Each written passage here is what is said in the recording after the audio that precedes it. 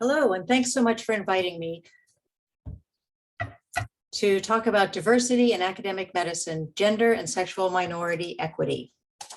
We have very good quantitative data on gender diversity in academic medicine from an annual AAMC Women in Medicine and Science benchmarking survey. The latest was in 2019 with 154 US medical schools invited to participate.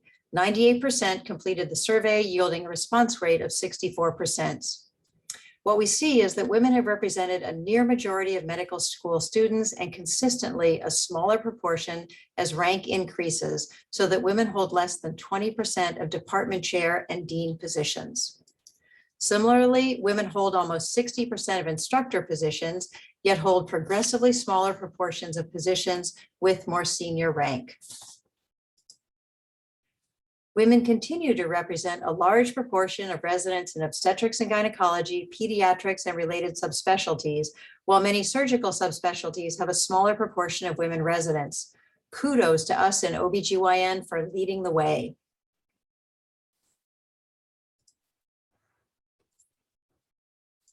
Overall, the proportion of full-time women faculty has grown by 5 percentage points over the past 10 years, from 36% in 2009 to 41% in 2018. While the proportion of women faculty has increased at assistant, associate, and full professor ranks, women continued to represent a majority of faculty only at the instructor rank. Again, there is less representation for women in more senior ranks. It's also important to consider differences by gender in faculty line, for instance, tenure versus non-tenure track, for which I could not find national data. There are 6 academic departments with 50% or more full-time women faculty. Importantly, these are the same specialty programs with 50% or more residents. Kudos again to us in OBGYN for leading the way. The proportion of women who are section chiefs, division chiefs, or both has nearly doubled since 2004. And women now hold 29% of these roles. However, note that that's less than a third of all chiefs being women. Because these positions may be precursors to more senior leadership roles within academic and clinical leadership, such as department chair or dean roles, institutions must focus on increasing the representation of women at this level to create a pipeline for diversity among more senior leadership. While there's been a steady rise in the proportion of women department chairs over the last 10 years, women still make up only 18% of all department chairs. Note that many of the departments with the largest proportion of full-time women faculty also have the largest proportion of women chairs. Again, kudos to us in OBGYN for leading the way with almost 28% of our chairs being women. I'd like to share an example of what directed, intentional recruitment of women chairs can achieve. Our current dean at the Stanford School of Medicine, Lloyd Minor, has an extraordinary commitment to increasing diversity and creating a more inclusive environment. During his 8-year tenure, he increased the number of women chairs of clinical departments from 14% in 2012 to 47% in 2021. This far exceeds the national average of 20%. On a personal note, the change of the culture has been palpable, with a dramatically more inclusive, respectful, and I believe more productive environment. The largest gains for women in faculty leadership positions since 2014 were at the associate dean level at 8 percentage point increase.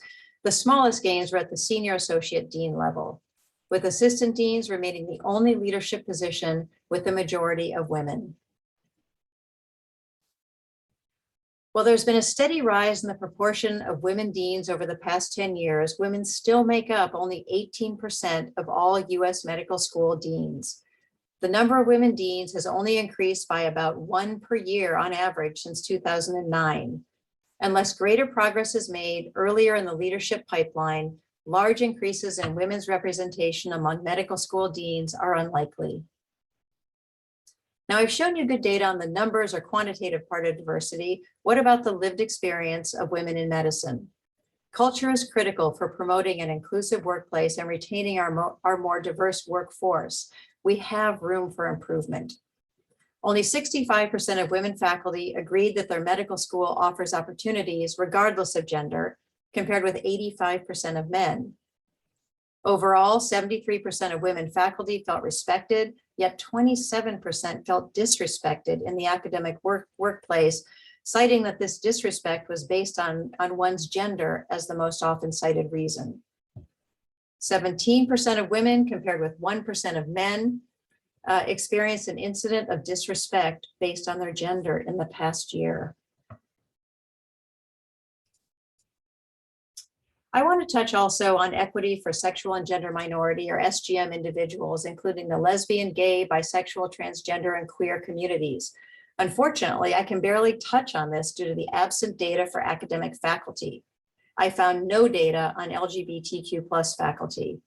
We need data on LGBTQ+ faculty, staff, and trainees in our AAMCs.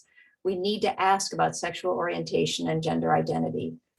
I'll take a little diversion about why that's important. We know that about 45% of the US population identifies as LGBTQ+. These individuals encounter a medical care system that often discriminates against them. Competent, compassionate, consistent care can be a challenge to find. I'll emphasize a conclusion from a recent scholarly perspective of SGM medical care training and research that, quote, academic medical centers are uniquely suited to systematically tackle disparities and improve care for SGM people, end quote. I agree that this is our charge. With dedicated education of our students, residents, staff, and faculty, and increased expectations of comprehensive care, we can make a difference for this marginalized population who need and deserve care.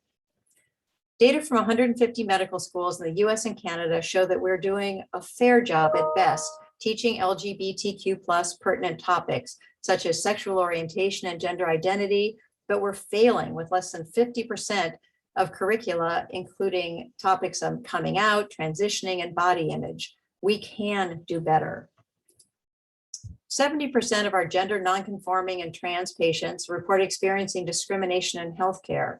29% of lesbian, gay, and bisexuals believe they would be treated differently by medical personnel because of their status. We must do better to provide care to this population.